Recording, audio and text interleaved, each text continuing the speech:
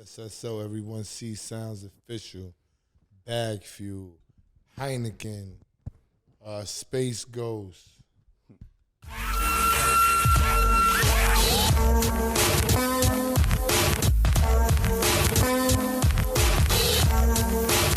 All right, man.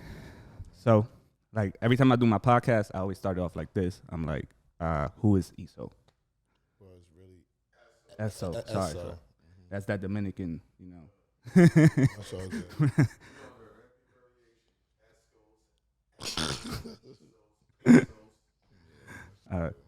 So, who's Esso? I'm just a kid from South Jamaica, Queens. You know what I'm saying? I'm a former basketball player. Went to Morgan State. I graduated, started throwing parties, etc. Mm-hmm. I just found my way into the music business, building relationships and just learning along the way. Okay. So let's start off with the very beginning, like your childhood and stuff like that. How did you come about, and how was that like as a person? How did you mold yourself from a young age till now, and how was it when you were young? So my mother was a secretary for the bus company as well. Okay. You know what I'm saying? So that's where they met. And it was, I guess, love at first sight, right? I don't know about that. But my mother had my twin sisters already from a previous marriage. Both of my parents was married for a short time prior. Okay. You know what I'm saying? So when I came along, I was the only boy and I was the youngest. So my sisters were 12 years beyond me. So I basically grew up, as a baby of everybody. But I was an athlete. Mm-hmm. My father comes from an athletic background. He played college football at Elizabeth City State in North Carolina. A bunch of my cousins played there. We got a legacy there. Okay. You know what I'm saying? But when I started playing sports, I played baseball was my first love and my best sport, and I was very, very good in basketball. Okay. Playing hoop. What position? I played point guard and I played shooting guard. Definitely I played with Shaheen. That's the head coach at Seton Hall right now. That's my best friend. Okay. I played with Rafer Alston, Skip to my Lou. You know what I'm saying? We all grew up together. 40 that coaches for Rhode Island, and another dude named Stymie, and then we got Bunkin, and we got Kareem. Kareem is DJ Chaotic now. Okay. Out in Dallas. You know what Okay. I'm saying? So my basketball background was very extensive. I traveled around the city. Mm-hmm. I traveled around the country. I was top 60 at one time, which back then was a big deal. And I did something stupid. I went to 5-star basketball camp. We stole shit from people, got caught, and all my scholarships got taken away. Who told you? Like, was that like your idea, or was that somebody else that was like, yo? It was a bunch of Southside dudes, and we didn't know what we was doing. We having fun. You know what I'm saying? Like, we taking shit from niggas. We robbing the canteen. Thinking we bringing this shit home to Southside niggas. I'm bringing you 5-star basketball shit home because that's what we did. Like, when you played ball back then, people beyond you gave you things. You know what I'm saying? That spurred you on. Like, a dude named Chris Hall gave me Grant Hill's McDonald's All-American basketball shorts to inspire me. I wound up giving them the Bunkin. You know what I'm saying? Like, that's what we did. That's what, you know what I'm saying? When you were a ball player, because you then wanted to go get your own. So when I went to 5-star basketball camp, dudes from the hood would give you money because you didn't know what was going on. You didn't realize that you had to buy stuff out there, or you wanted to come back with paraphernalia. Yeah, you got your own. But when you come home, you're supposed to have shorts and this and that and that. You know what I'm saying? So we chose to steal them. And we got caught. And everybody, they basically let you play your last game, but all the letters that you was getting, they stopped coming. So let me ask you this. As an athlete and as like a person, and you were young too, so how did that feel when you started seeing everything get taken away from you? Like, basically felt life dumb as hell because it's like I left baseball to play basketball because that's where the girls was at. And that's where the popularity was in Southside. You know what I'm saying? There was no Derek Jeter at that time. Yeah. You know what I'm saying? So that's what we did. You know what I'm saying? So to leave a sport that you were very good at and was going to get drafted at 15. That's how good I was. My father cried when I left baseball. And I went to basketball because that's just where it was. And at this time, I was damn near this height when I was 13 or 14. Could I ask a question, though? So when your pop saw you, like, being able to, like, when he said, you said he damn near cried when you said you left baseball, but then he saw you play basketball and he saw you with that skill level. Was he like, he didn't embrace it. Oh, he didn't? He wasn't a basketball player. Oh, man, that's like my dad, bro. You have to bro. know my father. Like, Hynaken's met my father. My father's, you could be good all you want. You know what I'm saying? He came to a couple games. Now, baseball, he was at every game.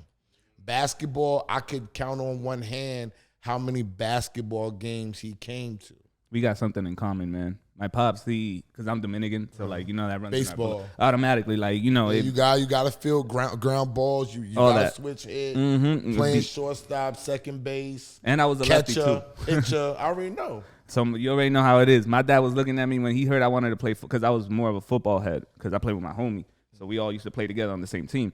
And after that, like, you know, it was really get it. He didn't get it. He didn't like it at all. He's like, you're dumb. Yeah, basically. You're Dominican. We play baseball. Exactly, bro. I get it. Yo, you're black. You're supposed to play third base for the Dodgers back then. That was his dream. Like, my son's gonna play third base for the Dodgers, and I would be like, and I looked him dead in his face. He was pissed. I was like, no girls come to baseball games, bro. It's whack.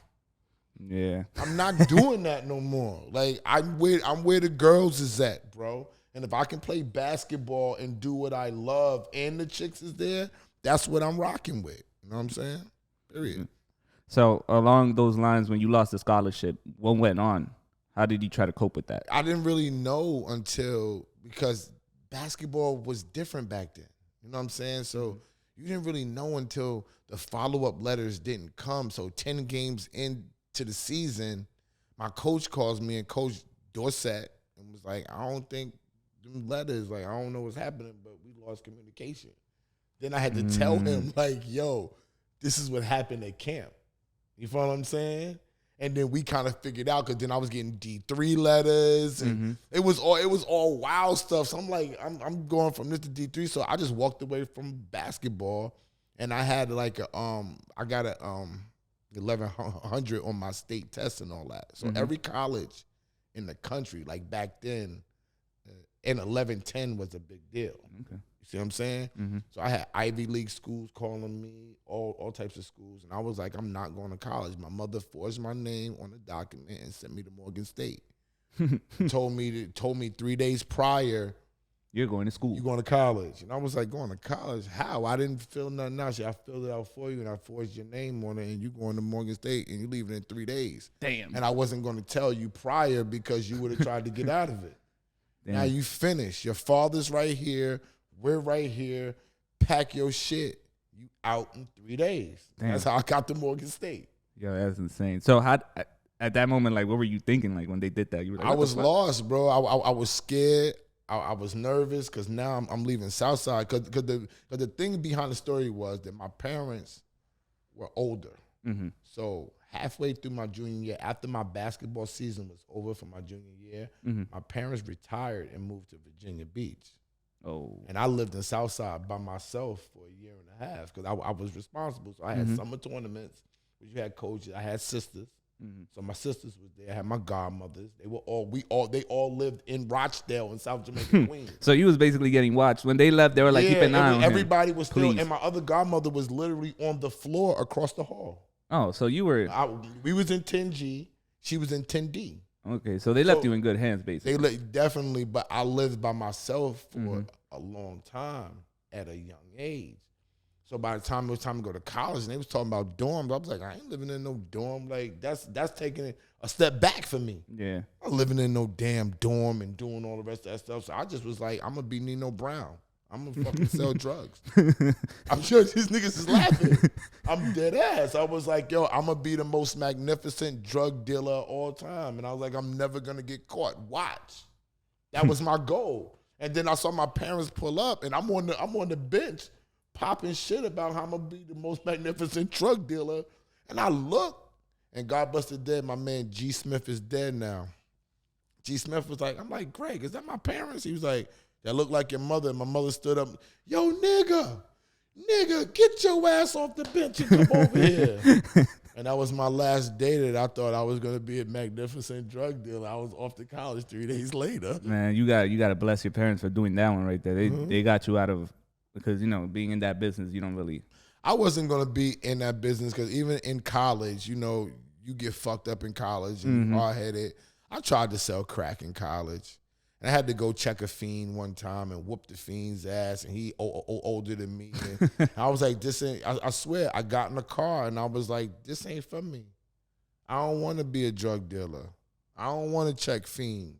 Yeah, this ain't what, I don't want to get my money in these dirty-ass places and take it, and I go out and shine. And I don't have nothing against niggas who get money. Niggas that get money, I salute them because they got to deal with niggas on the street. They got to deal with bitches setting them up. They got to deal with the police. They got to deal with taking losses. They got to deal with the connect wanting to get at them.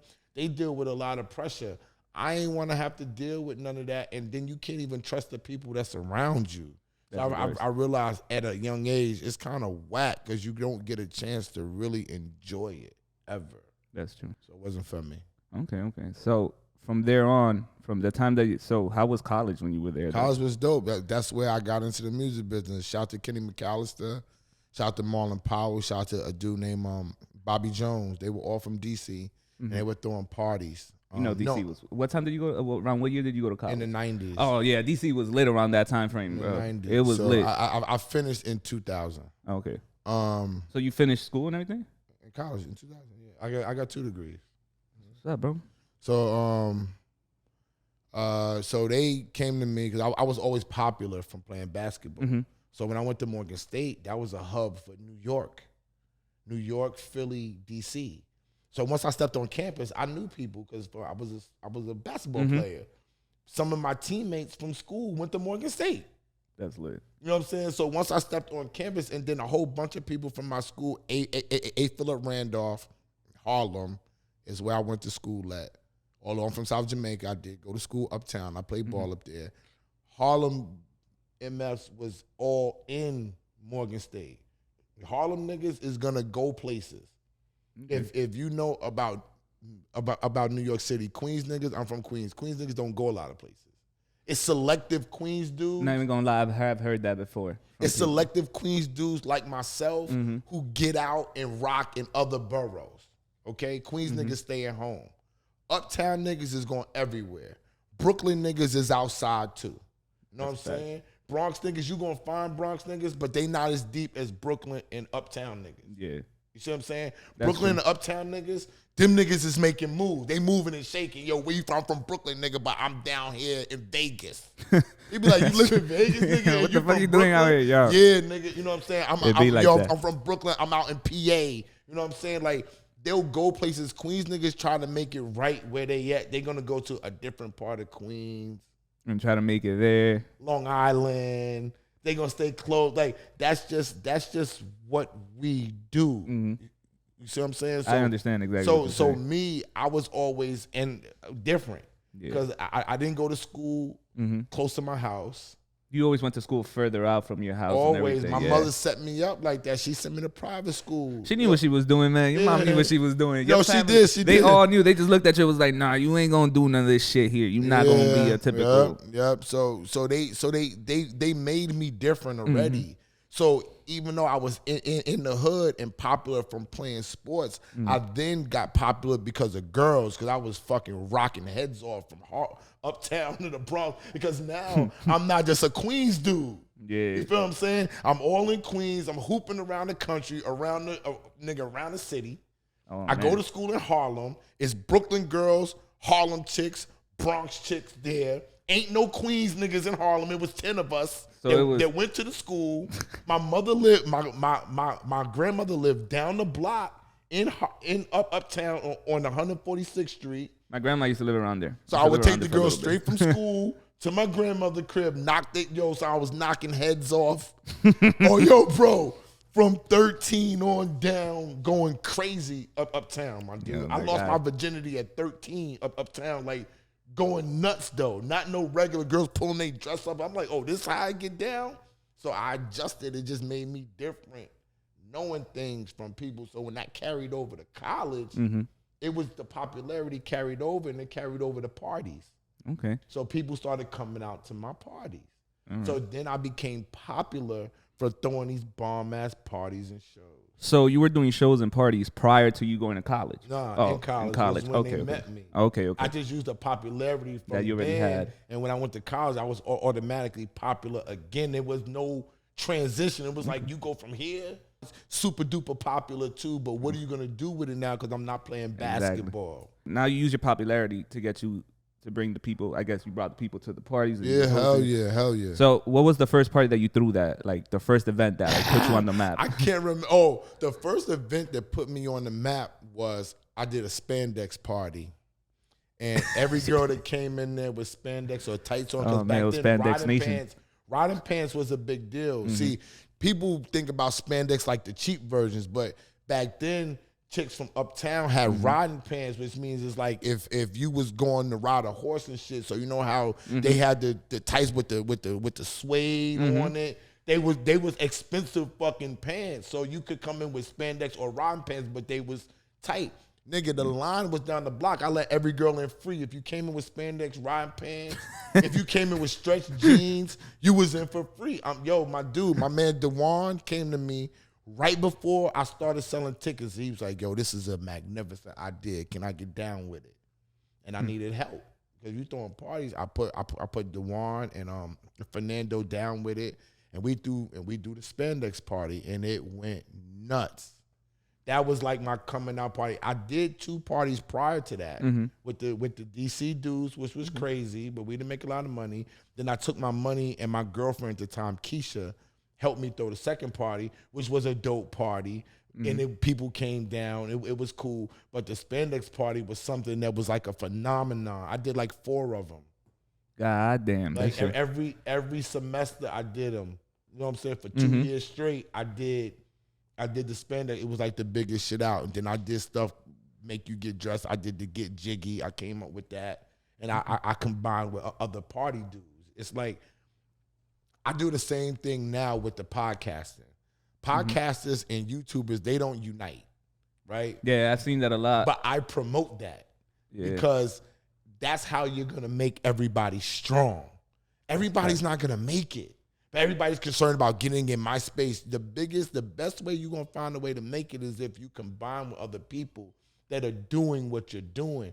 That's your biggest shot to make it, not to go at it by yourself. Do you feel like this generation is very selfish in a way? I can't. Or do you say that they're a lot more closer? Let me not say. I'm not gonna say selfish because if we're looking at it in the totality, basketball players are closer than they ever been. That's true. Rappers be rocking with each other out and out more than they ever did. Rappers was cool, but you didn't know who was really cool with who. Yeah. So I can't really say who's closer and who's not. I just think that this generation doesn't understand the business like my generation did. And not saying that the young people did, but we had people that was telling us and we was listening. So if Big Daddy Kane wanted to talk to Jay-Z, Jay-Z was going to listen to Kane straight up and down. If LL wanted to talk to Biggie, Biggie was going to listen to them. You know so it was more listening to your elders and respecting the people who've been there and done it. Not the elders, just the people who have experience. Yeah, like the vets, basically. If you got experience, and I'm coming into this, if somebody wants to know, if I want to know about YouTubing, right? The first person I'm going to go to, if I could, would be Joe Buttons. Joe Budden? Yeah. Yeah, I would too. He's a YouTube. He got knowledge. The other person that I would go to, whether people look at it or not think that he could explain it, would be Nori and then Gilly and Wallow. They are successful with what they're doing now. If they're going to share the knowledge, that remains to be seen. But if you have an opportunity to get the knowledge, to get that knowledge, I'm driving to where you at. Yo, Joe, where you at? I'm just going to pull up. Hey, yo, Gilly, where y'all at? I'm just going to pull up. Just talk to me. When Sway wanted to sit down and talk to me and Hynaken, and take us to dinner, yo, I was geeked. You want to talk to me and give me jewels, Sway? I can't believe it. I'm That's gonna crazy. take these jewels. I wasn't sitting with Sway because that man got knowledge for It was crazy, like but years, bro. It wasn't even a talk about knowledge. It was just like just getting to know each other and telling us what he sees in us. Yeah, because This was dope. Because I tell you this though about Sway, he has like a really he has an aura to him. Like as soon as you see him walk through, you're like, God damn, bro, aura. and it shines. Like you don't even gotta see it; it just shines on him. And He it was has crazy an aura. because I met him during Scott Storch's like a documentary that he did or something about his life. He did it like a few years ago in 2018. That's where I met him for the first time ever, and I was just like, bro, you're like an idol to me, bro. I was like, yo. No, I fuck with Sway. I just looked at all these people from a distance because I was managing. So I've never really got into the, like, I'm not really in awe of people. Like, people think I'm weird for that. Like, I just never been in awe of people. But I recognize people's greatness. That don't mean I don't think that you're great. It just means that I think I'm great too. And I don't think when As you should be. When people meet me and they be all geeked out, I'll be like, yo, bro, I'm just a regular guy. Yeah. You know what I'm saying? Like I got knowledge. I'm paying attention. If you work hard and you want to do this shit, you can do what I do, but you do have to make the right moves. You do have to know the right relationship to try to cash in on. And cash in doesn't mean money. It means that if you have a relationship, there has to become a give and take with that relationship now. Copy. Right? Mm-hmm. So if, for example, if I go and 50 Cent says, yo, you dope, my dude, right? And I'm going to try to put you on. You and Hynaken, I'm going to put y'all on. It can't just be me calling 50 saying, hey, yo, so what's the next move? It got to be me making my moves to put him in a better position to pull the trigger on me. Or what can I add to what 50 got going on? What can I? What can I give you? What do I have to help you get money as well? Yeah. You know what I'm saying? Everybody focuses on cashing in for themselves. Everybody's always talking about the money that they're going to get and what they're going to do when they get the money. But the people that you need help, they're getting paid for the job to help you. They got to get paid too. Exactly. Or you got to give something back to help out. Yeah, but ain't nobody giving nothing back. And once they gone, bro. I swear to God, like people talk about me because I give back immediately. I don't try to wait. You know what I'm saying? Me and Hynaken, when we first got down, we first met, I took him to eat to talk to him because I wanted to give him something. Mm-hmm. Every time I told him, I said, when we go meet people, we got to have things in our hand when we need them. Like if I need them to come on my show, I like to have water for them. I like to have champagne for them. When we show up places, I bring them gifts and stuff from the brands that niggas give me. Like we just saw Core Mega the other day and a brand, a Yumi Dubs gives us clothes. So I had a piece that was the same color as a hoodie that I had. So I said, let me take this to Mega just to show him I appreciate him. You know what I'm saying? Like, whether you're going to wear it or love it, it's a dope piece. So it's not like, you know what I'm saying? But whether you love it or not, you know I appreciate you when I show up. You know what I'm saying? That's important. That's good. That's a good trait. That's a good trait right there. That's what gets people always calling you back, man. You just show up with gifts and stuff like that when you're going to do businesses. And it's like it don't even got to be nothing crazy. Like, if I smoke weed, niggas could bring me a eighth. It's $40. You know what I'm saying? Mm-hmm. You know what that eighth is going to do when I get up? I'm like, yo, I'm smoking on this. I'm going to smoke 3 blunts, right? And in the 3 blunts that I smoke, I'm going to be like, yo, these motherfuckers looked out. And it's nothing. Like it's really the thought and the consideration that counts. I'm more of the type, like, because I also do videography. So, like, on the side, besides doing, like, this podcast stuff, because I went to school for, like, theater and comedy and stuff like that. So, yeah. So that's I'm a little funny. It's just like when I do my podcast, I'm a lot more serious. It's like this is like my like. Oh, is this your serious side? Yeah, this is like my serious side. No, I'll be cracking jokes. You catch me off the camera. You crack all the jokes. I crack jokes too all day long. No, I do. I always, man. I gotta crack jokes, nigga. I studied my whole life, so you can imagine the teasing that I fucking done with. You gotta deal with tough skinny. You gotta be able to be like, yeah, but your mother liked me though. I fucked your girl, though. She don't mind me stuttering, my nigga. You know what I'm saying? I stuttered in that pussy, boy. You got to go where it hurt. Oh, stutter jokes? Yo, your girl, I knocked the head off on 146th Street. You heard? in the alleyway in the projects, yo. Let me stop. Yeah. But you know what I'm saying? But you gotta, on a real serious note, you gotta be able to combat different things that's gonna come at you. Stuttering was a big deal for me. Yeah, man. I was in them slow classes with the 3 teachers and 1 student. I was that 1 student with the 3 teachers. Yeah, I mean, but yo, it happens. You know what I'm saying? Like, you still could grow from that. Yeah. I've learned that. But I think that shit. That's the shit that got me through high school, bro. What? They even wrote my college paper for me, bro. I had to do shit. I had one teacher be like, I know you can't write for shit, so I'm going to just write this shit for you. Give me your paper. But you know what's crazy? People learn differently, though. And it's like, at this age right now, I just saw Rick Ross just say this. He was like, yo, in class, you put it on a chalkboard or something, I don't know it.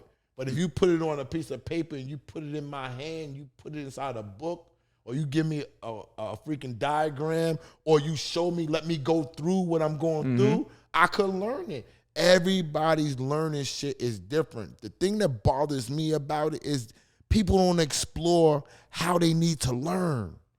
They'll just tell you, I don't know it.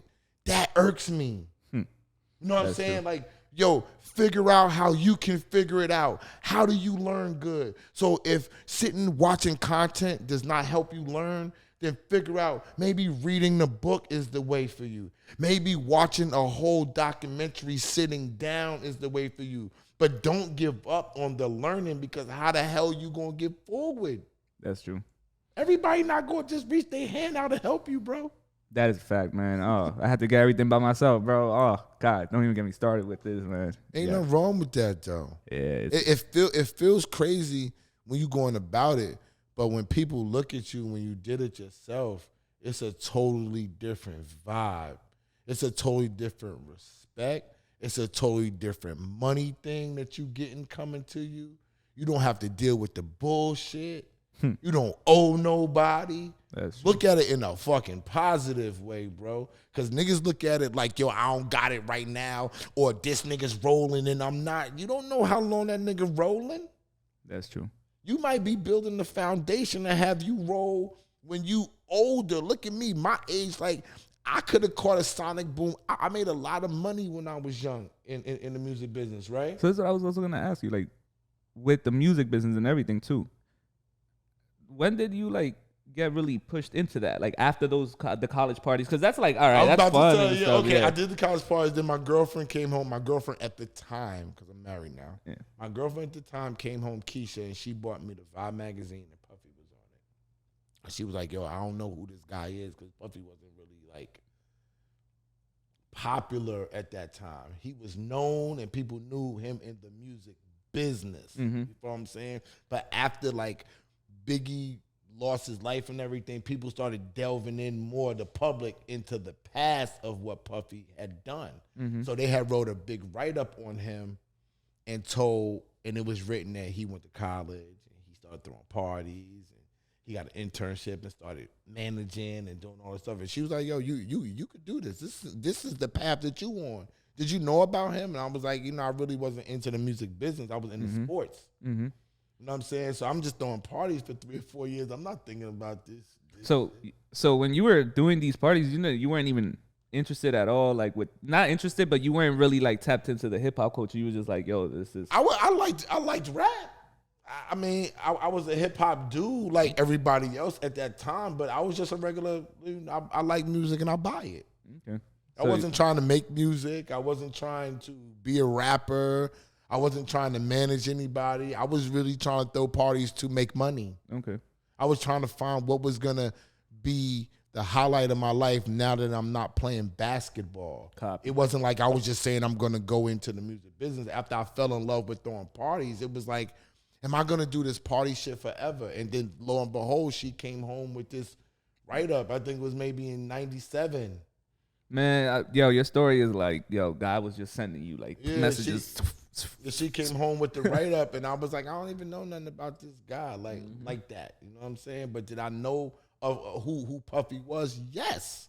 Everybody did because of Biggie. But did I know what Puffy did and where he came from and what he actually really did. Did anybody know what Puff Daddy really did except for he ran a label and was inside the video? They didn't know. If you wasn't in the business, if you wasn't into it, you didn't know that this nigga was doing everything, putting the deals together, putting the beats together, putting the ideas together. He had the production company. He had the production team.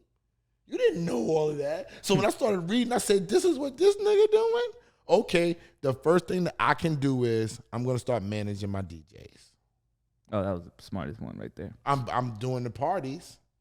So I might as well manage the DJs that I'm doing the parties with. Yep. And that started my career into start going into the music business. Okay.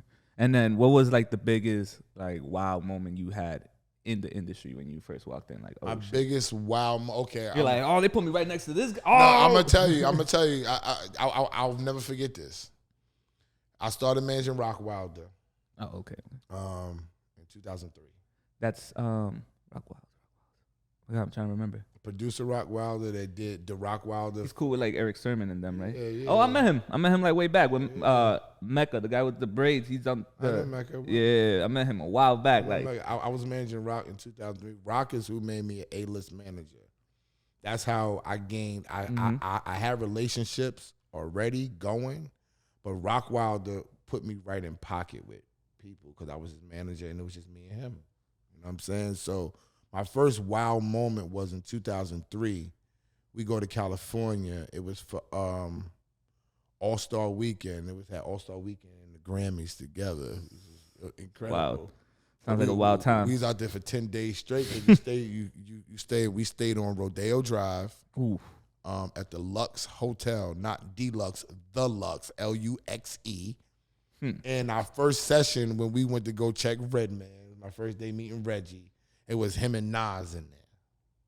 And I walked in and I'm in the studio with Reggie and Nas. I played it cool though. And then Nas was like, yo, I got some bud, you know what I'm saying? I got some exotic bud. So my first night in California, I'm smoking weed with Reggie and Nas. When I first managed in Rock Wilder, I go to the bathroom and call my baby moms like, yo, I'm in here smoking with Reggie and Nas. She like, what? I'm like, I'm in here smoking with Reggie, Reggie, Nas, and Rock Wilder smoking. Then the next day, I'm on top of the Mondrian partying with Rock Wilder with Paris Hilton, Bambi Bradley, Milton Bradley's daughter, Bambi Bradley, who she had diamonds in her shoes back then. That was the most incredible thing. And I got picked up in the car by Reggie, EPMD, and somebody else. And Rock Wilder jumped in the car. Rock Wilder was like, come on. I jump in the car with them. I'm like, oh, shit, I'm in here with EPMD and all the rest of them. And the most memorable moment was I must have been drinking too much because they had to pull the car over like 2-3 times for me to pee. But they never got on me. They never was like, what's wrong with this little young nigga, Rock? What's wrong with him? They was like, yo, pull over, let this nigga pee again. Yo, that's all I remember about that first weekend in California. That's funny, man. That was a whole wild moment. Carmelo's party was that weekend. God it was like damn. the most amazing. That's a great time to be alive, man. California, yes. That was a great time to be alive. I won't forget it. Man, I'm jealous. I won't forget it. I was a kid, man. Damn. And even as a kid, I used to see it. I'd be like, yo, this is probably the perfect time to be around. Because ain't nobody like posting you on anything, yo. Nobody. It was a different life, bro. We would have we benefited from no posting because a lot of us would have definitely been in jail. Yeah. I'm not even joking. Everybody was popping E. Everybody. If they was around, don't let them lie to you. Everybody was on ecstasy, yo. Everybody. Okay? You got that, Ian? Yo, everybody was on ecstasies before the MDNA and all the rest of that shit would transform. Niggas was high. And everybody was having fun and having sex all the time, making a lot of money. That's what it was about back then. You know what I'm saying? It was about the girls. Everybody had their place. The gangsters had their place. Us working niggas from the hood that's really managing. We had our place. The pimps that bought the girls had their place. The record execs, the rapper, everybody had their own lane. And you had your own groupies. It was like, I don't want to fuck a rapper. He's too high profile. I want to fuck the manager. You know what I'm saying? Like, and they were all bad. You know what I'm saying? Yeah, man. Bro. It was a different life. The hoes was the hoes, and they embraced it. There was no calling your wife or Snitching. filming you and snitching because you could not come out and play no more. If you snitch one time on one nigga, everybody's banning you. Yeah. Facts, yo. Extorting motherfuckers out here Facts, nowadays. yo, I tell everybody now, like, I'm so glad I'm not in this game right now because it's scary. Like, I tell all the young niggas, I say, yo, it's very scary because you could not really be doing nothing. Bro, I'm scared to do shit. And you ain't even doing that, yo. If you tell a girl like, damn, that ass fat, that's harassment. OD, you going to jail. That's crazy. yo, dog. We used to just walk up and squeeze ass. Like, what's up? Yo, you laughing. You in the Grammy party? You at the Grammy festivities? We like, yo, what's up? What's up? And then girls would be like, yo, what's up? It wasn't like that was your introduction. And I'm gonna keep it real. The girls would be grabbing your dick. It would be a lot going on. So it wasn't like it was harassment because everybody was doing the same thing. When I first got to the game, women talk about whatever. Yo, you think I wasn't fucking to get on? You think women wasn't taking advantage of me? You think they wasn't? You think the bitches in power was like, yo, what you gonna do for this deal? The first deal I got for my songwriters, I was fucking the publisher, bro. She cut us a $400,000 check. It was worth it. It was so worth it, man. Where yo, real talk. So when people talking, it was back and forth. It's like you get the deals, you fuck the girl look good. She got the bag. And she's like, she ain't got no niggas. See, women in the music business are like men, bro. People who don't, y'all not in the game, so y'all don't know. They dominant, bro. They grabbing your hand like, yo, what's up? What we doing? What's up with that dick, yo? Oh, man, yo. What the fuck? I'm telling you, and they not gonna hold nothing back. So when you got the men doing it and women complaining, that's why niggas is like, how this go? Because you ain't complaining if a girl go up there and she grab your dick and she be like, yo, what you want to do for this deal? I'm doing it. What's up?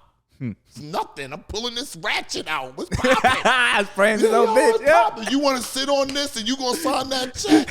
Easy. We popping. You know what I'm saying? But that's the game. People cannot like it. Watch out what you sign up for. So damn. I did not know that the music business was this entrenched in business and big corporate business. Look at the Celtics. Look at Udoka. Everybody's fucking in a situation to get ahead.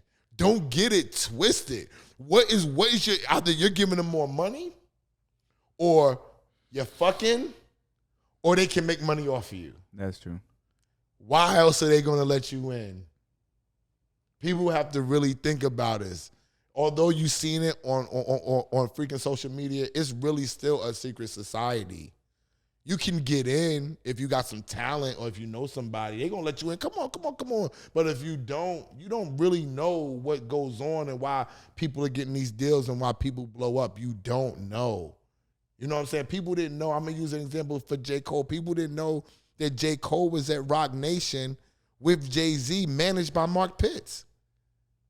See, people didn't know that. Mark Pitts and Eve is his primary manager now, but when he first dropped, Mark Pitts was managing him, and Mark Pitts was the head of the label, the other label. That's how him and Miguel got on the record, and they used the money to push the record. He was gonna, if J. Cole didn't have as much talent as he did, he was gonna get a shot. The fact that he's so talented is why he's who he is. You got me? But behind the scenes, you just thinking, oh, it's just Jay-Z. Yeah, nigga, that's the front, man. Oh, it's Roc Nation. Yeah, that's the front. But you know, everybody has relationships with everybody. Look at Puma and Roc Nation. They hand in hand now. That's true. That's marketing money. That's crossover dollars. Like, it's bigger than what y'all are seeing in front of your face.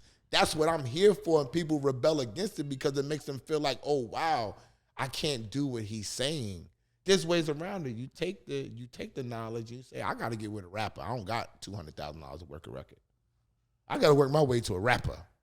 Well, who do I know that know Rick Ross or 50 Cent or Future or anybody who's trying to do something? Who knows quality control? Who knows P? Who knows Coach K? then you gotta use your shit and you gotta go that route because Esso's telling you I need $200,000 to work my own record. I'm not gonna have that. Or you get with a producer that's popping, who's popping right now. Yeah. You know what I'm saying? Who got records out right now? Let me set up a meeting with them. Let me play them my records. Let me go get with Drama. You know what I'm saying? DJ Drama, man. Yeah, so it's like, it's so many ways that you can approach it, take the knowledge and use it, or you might run into a rich motherfucker. You might. And then you gotta be ready to be like, I need 200,000, and this is what I need it for. It's not impossible, bro. Coming with a plan. You gotta come with a plan, bro. That's a You crazy have part. to. That's key. Yep. That's like what drives every industry is like you need that bread. You need that funding. If not. But it's scary because the most creative people tend to be the brokest. That's true. That is facts. That's a fact. So it becomes tough because the minorities like us tend to be the most creative. And we tend to have no money. We'll ask somebody to give us $5,000 for our career, but he'll rather go spend it on a Birkin for a girl and do it right in front of your face. Bro, I've said this so many fucking Yo, times, right man. I've said this so many times. I've said it a bunch of times. I said it to one of my homies. He was like, yo, I'm spending like $50 to go to the strip club. I said, yo, you could have spent that $50 on my business or on something else and you would have seen a return. Promote, market. But people will not want to pay me to do something, but then they go to the strip club and bring the cameraman and throw money up to the strippers, and that's their marketing. So you're going to go throw $3,000 out for the strippers for marketing? When that $3,000 could have gone to renting a vehicle for the whatever shoe or whatever you was going to do. Much. You could have did, if you're going to have money to do anything, market and promote yourself. Find ways to put your face out there. Don't spend it on no vehicle. You got money for real and you want to become somebody. You want to become somebody. Go to the gram, pay for ads. Go to YouTube, pay for ads. Call influencers, give them money to put them in your stories, put you on their timelines, stuff like that. People don't like to spend money on that because that's not tangible. See, they'll throw money to the stripper because they get to squeeze the ass. You get to drink a drink. You maybe get to get some pussy when it's all said and done.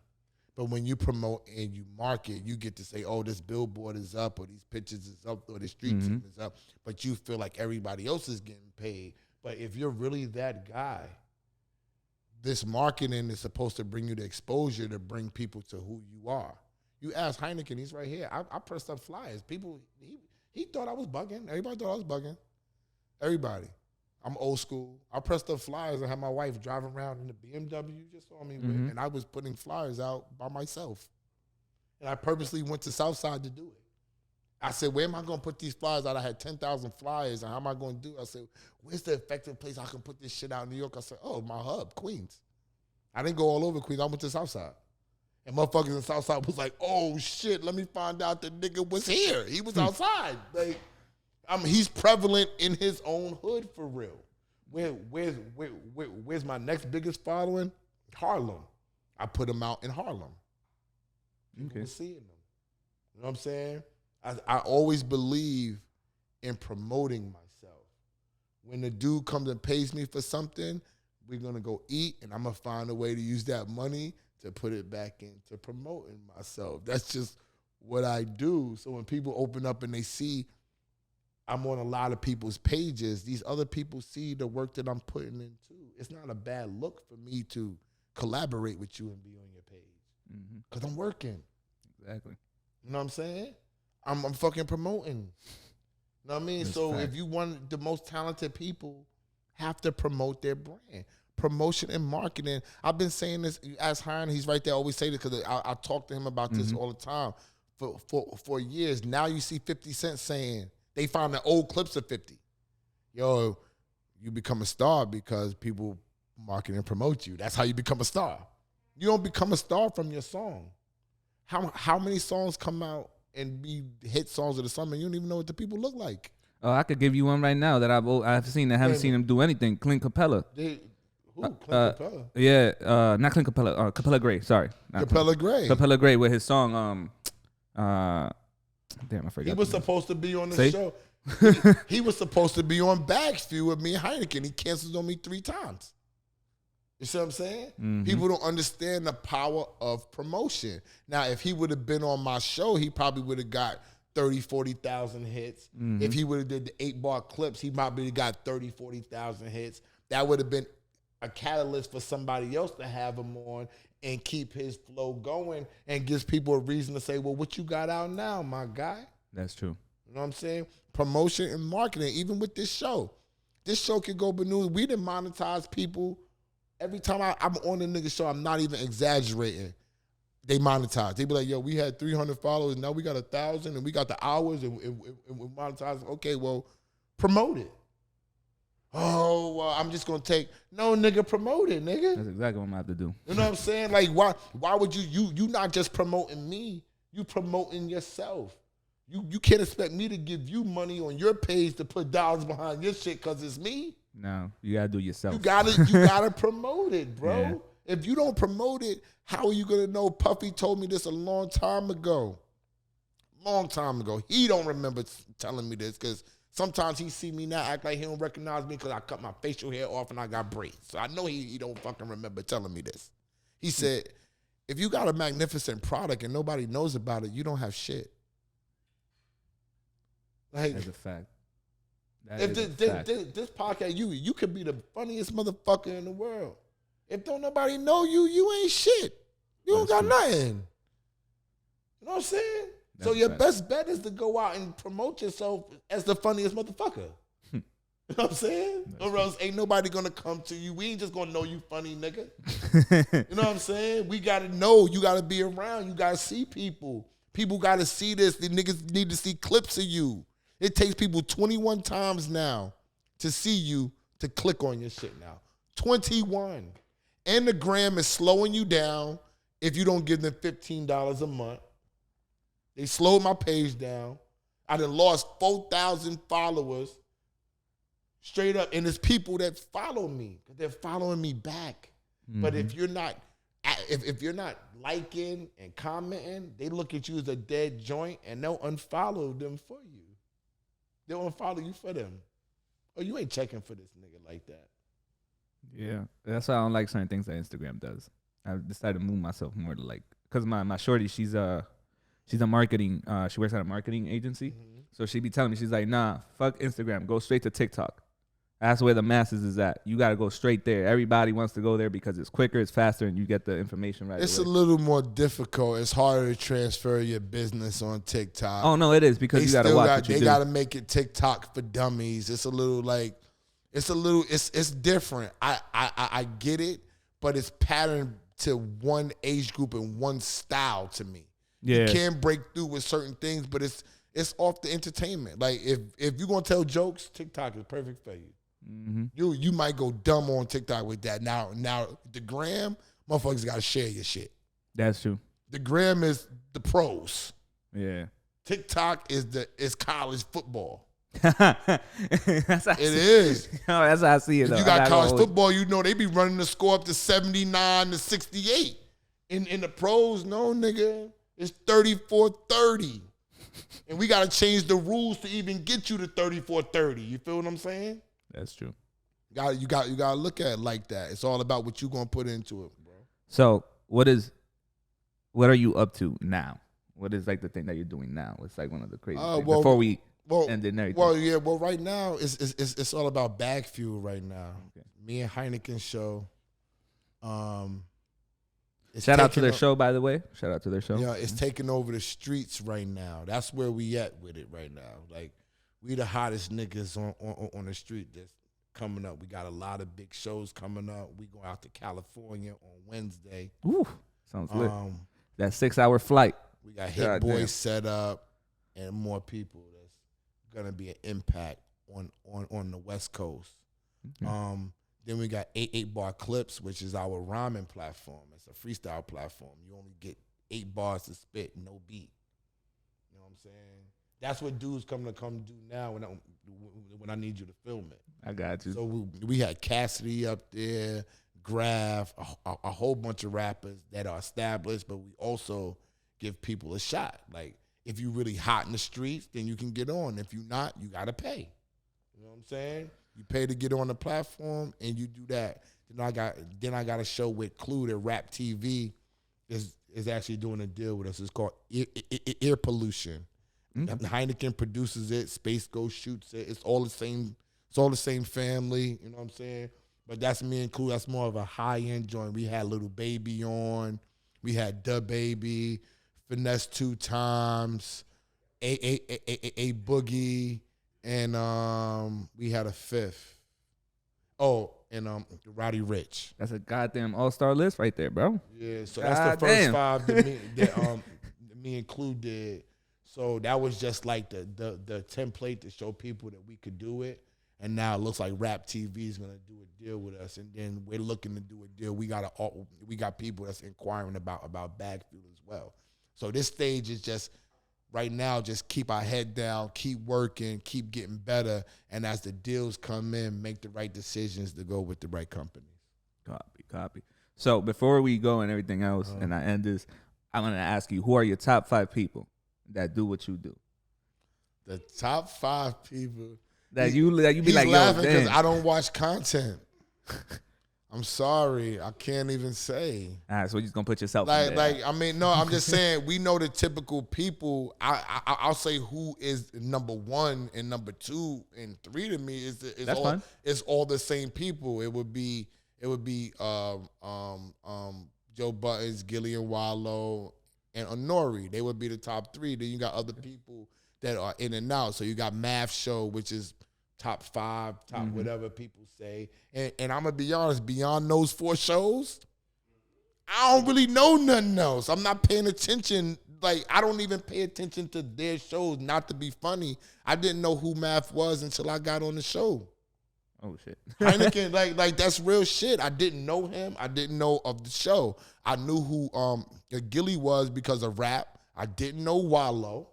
I didn't know who Wallow was, but I knew Gilly was. That's what I'm saying. So I can't really speak on people. And my greatest gift that they tell me is that I do this and I don't watch other people.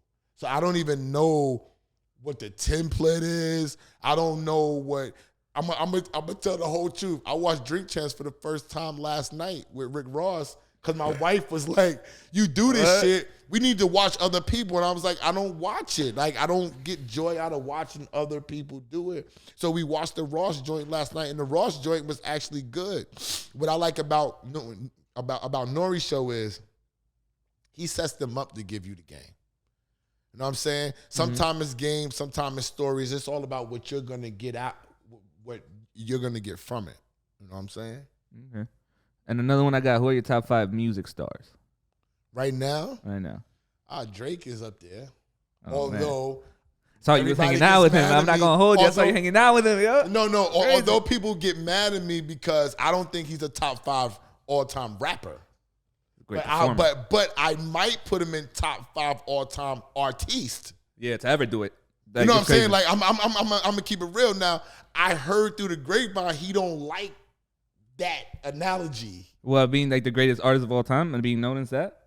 That I don't consider him, or people like me don't consider him a top 5 But rapper. You're not the first person I've had on the show that said that before. I had somebody say, no, he is the greatest, like, but artist that don't mean he time. like it. That don't mean he's accepted it. No, that mean he don't fuck with it. He need to grow up. That's the fucking need to go do. No, listen. People... You consider the great at Let me say this. I don't know about growing up. I would say I kind of appreciate the fact that he don't like it because it shows he's not satisfied. That's good. You know what I'm saying? Like, if he was satisfied, he wouldn't come out a record with 21 Savage and do what he's doing. You know what I'm saying? Like we just had Gutter TV with us the other day. Solid dude. Gutter put us on camera, and Gutter was like, "Yo, y'all the top niggas out right now."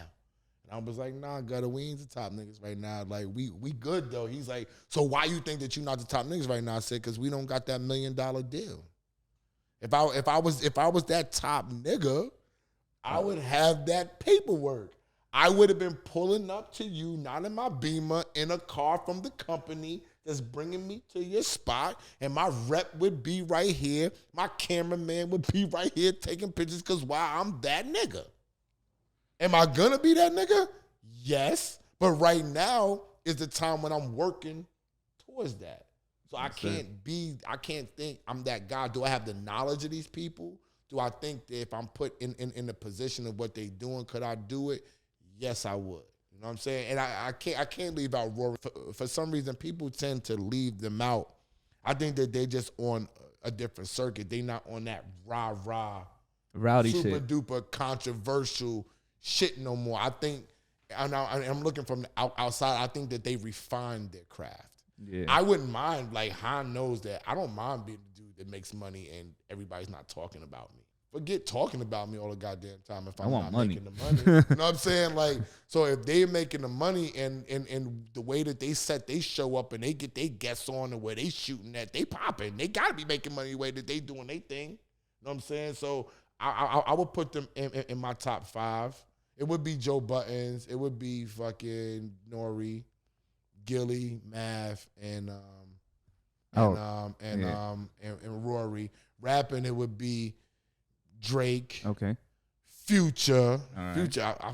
Future. I fuck with Future though. Yeah, like, I like love Future. Future's sneaky to me. I could expound on Future. I want to have a YouTube career like Future got a rap career. Yup. That's how I want people to revere me. Oh. You know what I'm saying? So if I could choose my implant, what vibe would you have? He don't give a fuck. Y'all can say whatever the fuck y'all want to say. He's in his own capsule. He's making his money. He got his own vibe. And the streets, no matter what, they love what he do, and he's doing great music still. While he's eating his cheesecake. So that's why I want, like, I definitely could be that. Another rapper, I didn't vibe with him as much as I do now, but I respect him crazy. I rock with 21 Savage. I'm on 21 Savage vibe right now. I'm on his wavelength right now. I'm not even going cap. Who else am I thinking? He's one of my favorite rappers. Is there a chick out there that I'm on a wavelength right now? I'm on Lotto's wavelength. I just like Lotto. Yeah, I like her too. She just looks so good. Like, Yeah, her swag, like, I fuck with Lotto. I'm definitely a Lotto fan. I'm not gonna cap. My wife hates when I say that shit, but I fuck with Lotto. Who else? Who will be number 5? Number 5 rapper right now, because we're not talking about all time. We talking about right now, right? Mm-hmm. Because all time is all my same regular niggas. But right now, Wayne is on my top 5. So I'm not going to throw Wayne in there because Wayne ain't really dropping no joints right now. Trying to think, yo. One more. Who would I put up there, yo? Who? Say it. We parting. Lil J. Nah, Jay ain't dropping no records right now. Jay's on my all-time list.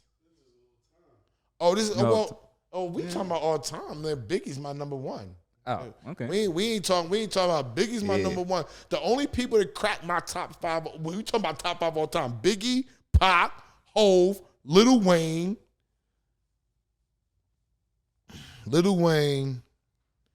and I'll put Drake. Okay. All right.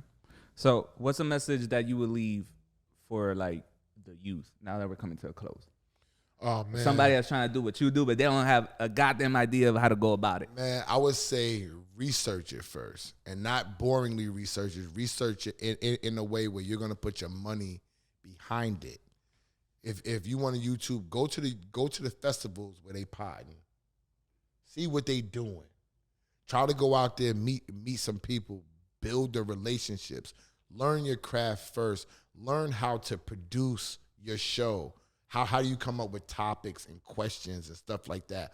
All that's key. Get a cameraman that can make your stuff come to life. You have to research your craft before you jump into it, and be prepared to spend your money on yourself.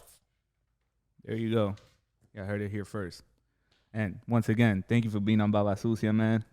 It was a pleasure, man, having you as a guest, bro. I got cross-marking myself because you Dominican. I got to get to the Dominican. You know what I mean? Yeah, tú sabes, coño. I love everybody. You know what I mean?